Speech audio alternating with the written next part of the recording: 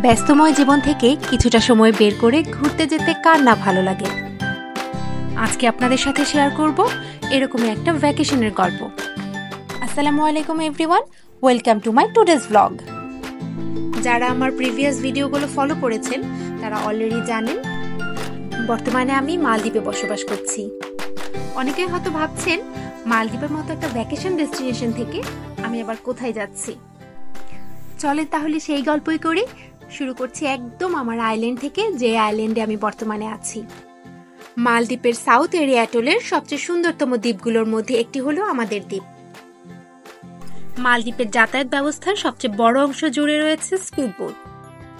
এক আইল্যান্ড থেকে অন্য আইল্যান্ডে যেতে ম্যাক্সিমাম ক্ষেত্রে স্পিডবোটের মাধ্যমে যাওয়া হয়।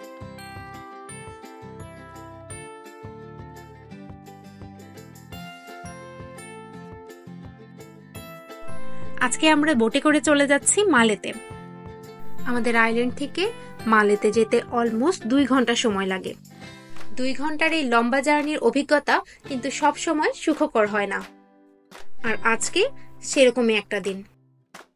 বোটে ওঠার সাথে সাথেই ঝড়ো হাওয়া আর বৃষ্টিতে আমাদের বোট আগাতে পারলো না।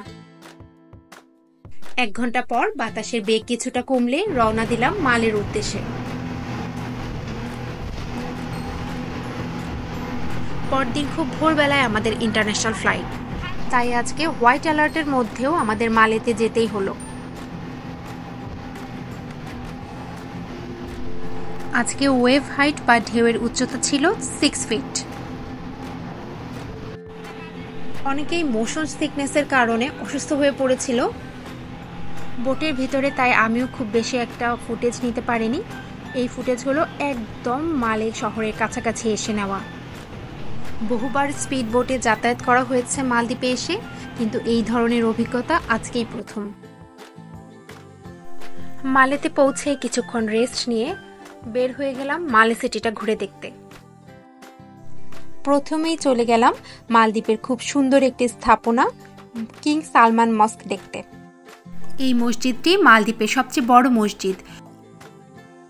মালদ্বীপের 50তম স্বাধীনতা দিবস উপলক্ষে এই মসজিদটি নির্মিত হয় এবং এর সম্পূর্ণ ফান্ড প্রোভাইড করে সৌদি আরব। এই মসজিদের নামকরণ হয়েছে সৌদি আরবের বাদশাহ সালমান বিন আব্দুল আজিজ আল সৌদ এর নামে। এই মসজিদটির স্থাপত্যশৈলী খুবই আধুনিক, আর সমুদ্রের পাশে হওয়ায় এটার সৌন্দর্য যেন আরো বহুগুণে বেড়ে গিয়েছে।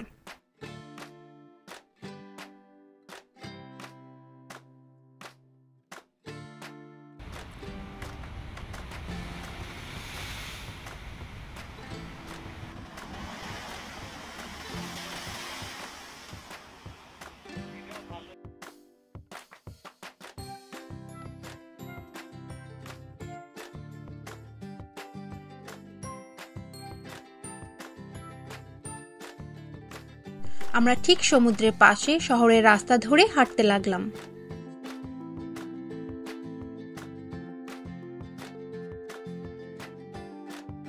মালদ্বীপিয়ানরা কিন্তু খুবই পাখি প্রেমিক। মালে শহরের বিভিন্ন জায়গায় এরকম ঝাঁকে ঝাঁকে কবুতর দেখতে পাওয়া যায়।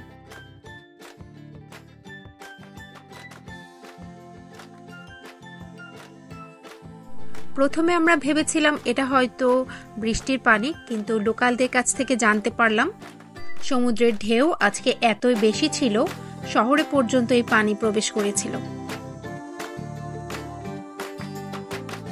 হাঁটতে হাঁটতে চলে এলাম সার্ফিং পয়েন্টে। আজকে যেহেতু সমুদ্রের ঢেউয়ের উচ্চতা অনেক বেশি, তাই আজকে কিন্তু সার্ফারদের ঈদ। মালদ্বীপের লোকাল সিটিজেন আর ট্যুরিস্টরা সবাই এখানে সার্ফিং এনজয় করছিল। আমরাও এখানে কিছুক্ষণের জন্য দাঁড়ালাম।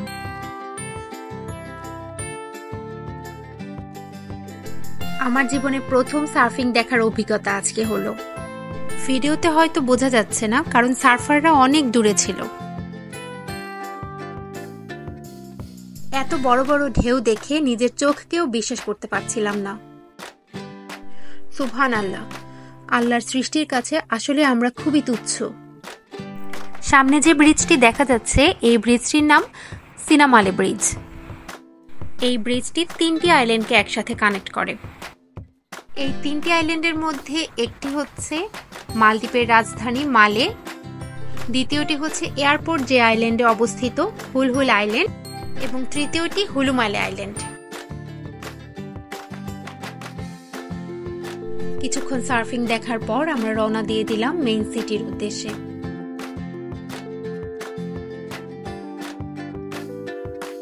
টুকটাক কিছু শপিং করতে করতেই সন্ধ্যা হয়ে গেল। রাতে মালের রাস্তায় হাঁটতে অন্যরকম একটা প্রশান্তি কাজ করে।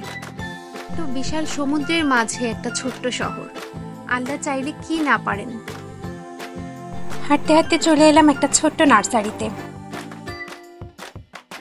মালদ্বীপে কিন্তু বাংলাদেশি অনেক প্রবাসী ভাইরা আছেন।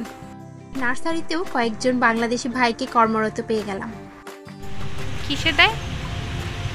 মানে বোর্ডে তুলে দিবে। ও, যদি তুমি কিনো। এত সুন্দর, ক্যাকটাসগুলোই বেশি সুন্দর।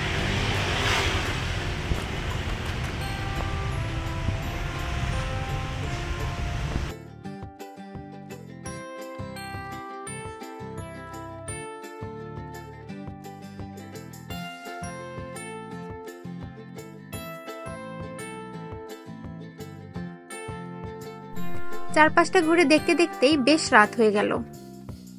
যেহেতু আজকে সকালে খারাপ ওয়েদারের মধ্যে বোট জার্নির বড় একটা ধকল গিয়েছে, তাই আর বেশি রাত করলাম না।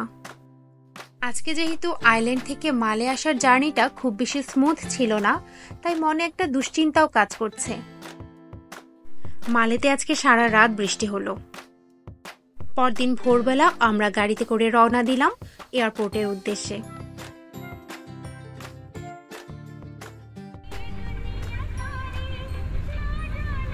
যেহেতু ইন্টারন্যাশনাল ফ্লাইটে 3 ঘন্টা আগে রিপোর্ট করতে হয়, তাই আমরা একটু আর্লি চলে আসলাম।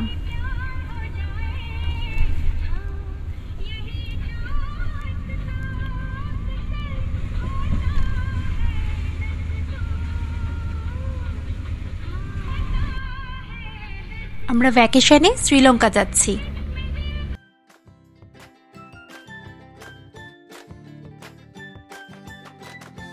আমার ভ্যাকেশন সিরিজের এটা প্রথম ভ্লগ। ইনশাল্লাহ পরের ভ্লগগুলো গ্র্যাজুয়ালি শ্রীলঙ্কায় কোথায় কোথায় ঘুরলাম এগুলো সবকিছু দেখতে পাবেন। আজকের ভ্লগটা এই পর্যন্তই। আশা করছি আপনাদের সবার ভালো লেগেছে। Thanks for watching. Bye bye.